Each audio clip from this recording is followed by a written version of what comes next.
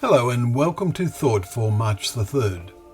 Our readings are Leviticus chapter 8, Psalm 107 and 1 Corinthians chapter 16. And the thought is, the days of your ordination. We have been reading in Leviticus about the laws and offerings that were to come into operation now that they had made the tabernacle with its holy place, altars and other furnishings. The clothing and rituals for the priests was very detailed and elaborate. And today's reading, chapter 8, is about how the Lord tells Moses to bring Aaron and his sons and assemble all the congregation to the tabernacle. They are then to hold what might be called an ordination ceremony. There are various ordination offerings, we read in verses 22, 28, 29 and 31.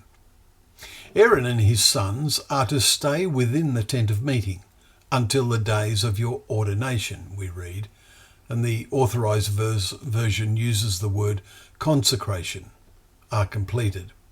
For it will take 7 days to ordain you, we read in verse 33.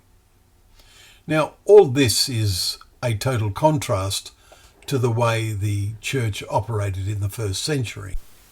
The New Testament has no mention or indication of anything like an ordination ceremony. There is no mention of them building places of worship. They appeared to meet in the homes of members, as we read today in 1 Corinthians 16 verse 19, to the church in their house. And note Acts chapter 2 verse 46. The word church does not mean a building, it means an assembly, and the Greek word is the word ecclesia, and it means a congregation as it is translated in Acts 19 verses 32 and verse 39. And there were elders, and Peter simply describes himself as a fellow elder in 1 Peter 5 verse 1.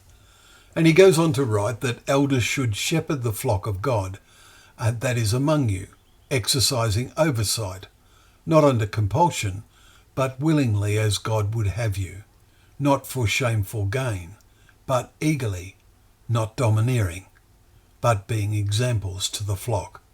Verses 2 and 3. And Jesus bluntly said, "Call no man your father on earth, for you have one Father who is in heaven." Matthew 23 verse 9. And it was not until the church was officially recognised by the Roman Empire in the 4th century that an elaborate ritual of ordination and costuming was developed. And this still happens today. Most of the world is aware of the drama around deciding who will be the next pope, and it may be something that we see soon, given the sickness of the aging pope who is currently reigning. The first century believers saw that Jesus Christ was their only priest. We read Hebrews 4 verse 14 and to 5 verse 10. And even the Jews abandoned their priesthood system after their temple was destroyed. Is there not a sense in which baptism is an ordination? When each individual ordains to be baptized, that is, decides, they are made aware in various ways of the commitment they are making to Christ and to God. How meaningful then are the days of ordination? What searchings of the heart! But this world then presents them with many challenges, and the regular feeding of their and our minds on God's word is an essential source of strength to endure unto the end.